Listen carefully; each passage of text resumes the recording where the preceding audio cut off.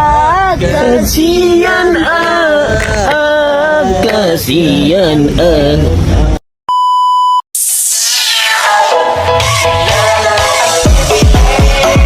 Salah.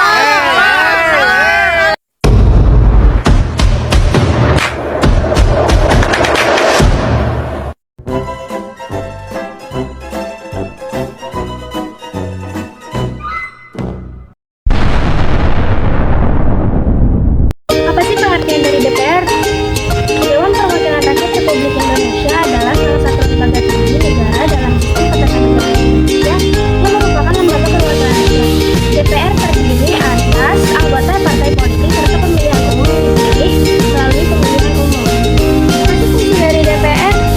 DPR itu punya 3 fungsi. Yang pertama legislasi, yang kedua penganggaran, yang ketiga pengawasan. Ketiga fungsi itu dijalankan dalam kerangka presentasi rakyat dan juga untuk mendukung upaya pemerintah dalam melakukan politik luar negeri sesuai dengan ketentuan peraturan perundang-undangan. Tugas dan wewenang DPR itu ada berapa sih? Coba jelasin. 1. Legislatif. DPR memiliki wewenang untuk membuat dan mengubah undang-undang. DPR bekerja sama dengan DPD dan Presiden. Proses ini mencakup kemajuan rancangan undang-undang, pembahasan hingga pengesahan undang-undang. 2. Anggaran.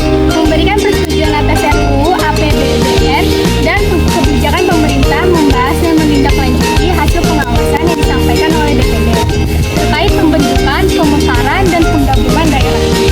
DPR apa sih?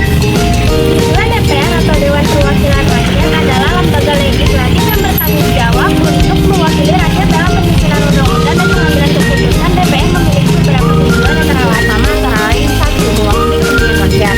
DPR memiliki beragam kepentingan rakyat dan menggambarkan suasana rakyat dalam proses pembuatan kebijakan. 2. Penyusunan undang-undang salah satu tugas utama DPR adalah menyusun, membahas, dan mengesahkan UUD. UUD ini mencakup berbagai aspek kehidupan termasuk ekonomi, pendidikan, kesehatan, dan